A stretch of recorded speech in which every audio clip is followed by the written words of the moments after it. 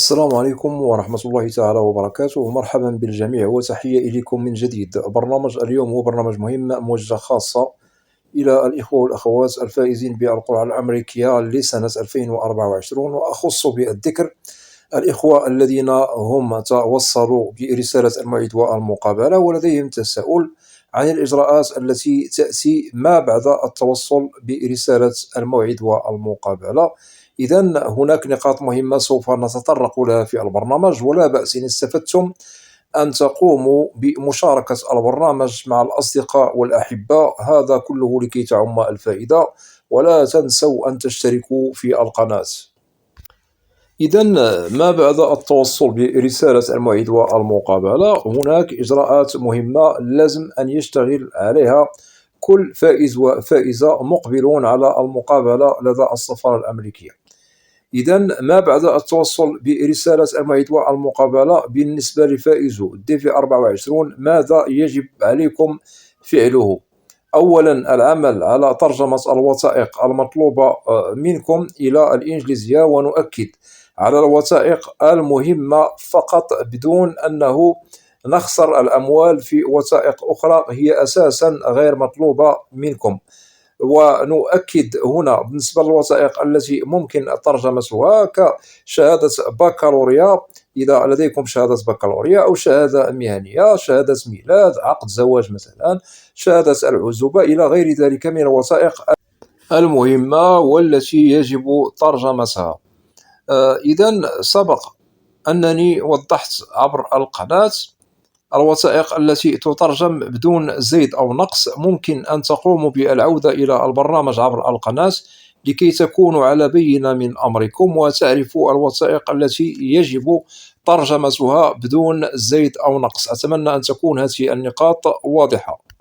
إذا بعد ترجمة الوثائق المطلوبة منكم يوم الموعد والمقابلة بالسفارة الأمريكية وجمعها، يجب التأكد من أنها خالية من الأخطاء، لأنه خطأ واحد بوثيقة واحدة قد يكلفكم الكثير والكثير وأنتم في غنى عن هذه الأشياء. ونؤكد يجب أن تقوموا بترجمة الوثائق لدى مكتب ترجمان مقبول محلف، أي مرخص له بالطبع، ترجمته مقبولة لدى السفارة الأمريكية. وحذاري من ترجمة الوثائق لدى شخص غير مرخص له وغير مقبول، لأنه ممكن أن يوقعكم في المحظور. وبالطبع هذه الترجمة التي ممكن أنكم لا تلتفتوا لها أو تنتبهوا لها، ممكن أنكم تقوموا بالذهاب إلى شخص غير مؤهل لترجمة الوثائق لكم، هذا سوف يظهر في الترجمة.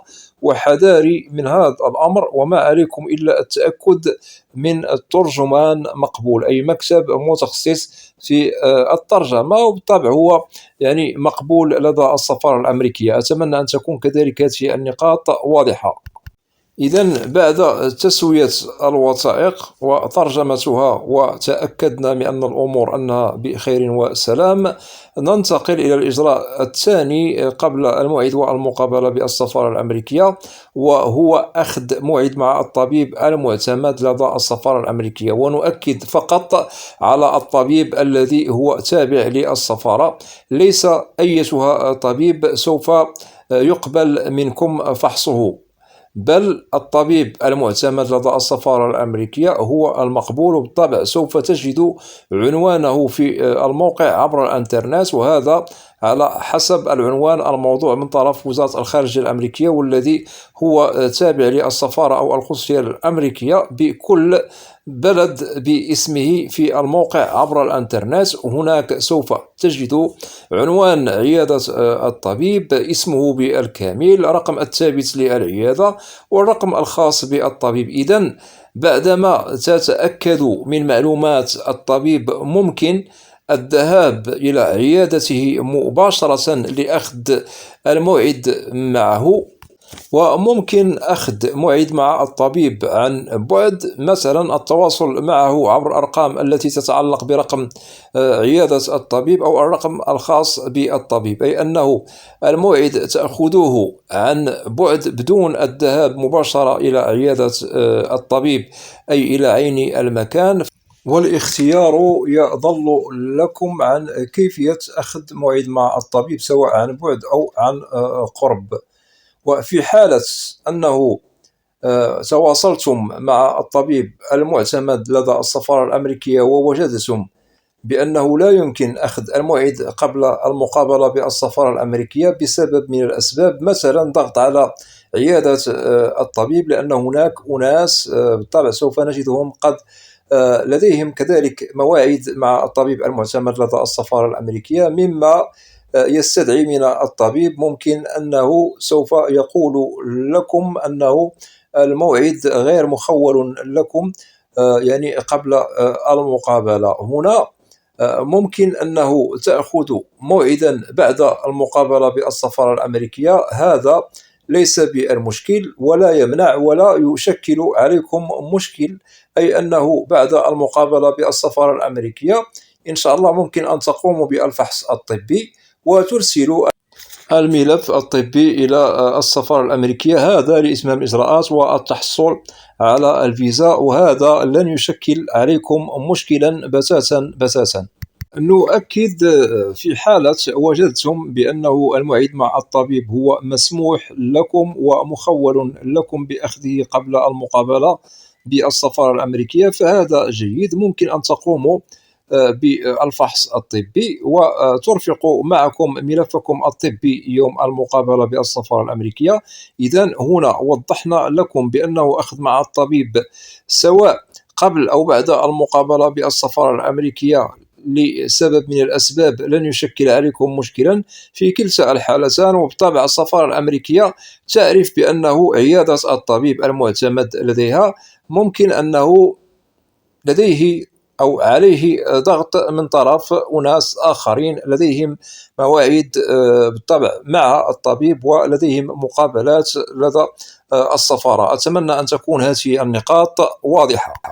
المهم هو أنه على الفائز بالقرعة عندما يتوصل برسالة الموعد أن يعرف قبل المقابلة بالسفارة هل له يعني الحق في أخذ موعد مع الطبيب قبل أو بعد المقابلة بالسفارة الأمريكية، وهذا لكي يكون على بينة من أمره ولكي يعرف المطلوب منه من إجراء استباقي والذي يتعلق بأخذ موعد مع الطبيب المعتمد لدى السفارة الأمريكية. إذن بعد التوضيح المهم عن الإجراءين الاستباقيين المهمين، هناك إجراء كذلك مهم لازم أن يعرفه كل من هو مقبل على المقابلة بالسفارة، ويتعلق برسوم الفيزا على كل فائز منكم أن يصطحب معه يوم الموعد والمقابلة بالطبع هناك ملف مكتمل، والملف هو يعنى بالوثائق التي قمتم بترجمتها سابقا بدون زيد أو نقص. هناك كذلك الملف الطبي في كلتا الحالتان، سواء اصطحبتموه معكم يوم المقابلة أو بعد المقابلة ممكن إرساله إلى السفارة الأمريكية ليس بالمشكل. زائد ضروري مصاريف رسوم الفيزا، ومصاريف فيزا القرعة الأمريكية تصل إلى $330 أمريكي. وبالطبع يقوم كل من هو مقبل يعني بالمقابلة بالسفارة الأمريكية بأدائها على حسب عملة بلده. المهم على العموم هي $330 أمريكي. وفي حالة مثلا قمنا بأداء هذه الرسوم فلا يمكن استردادها في حالة الرفض، وسوف أوضح لكم هذا. إذن للتأكيد المبلغ أو رسوم الفيزا المتعلق بالقرعة الأمريكية وضحناه لكم هو $330 أمريكي، وهذا المبلغ يدفع داخل السفارة الأمريكية قبل مقابلة ضابط الهجرة وجها بوجه مباشرة.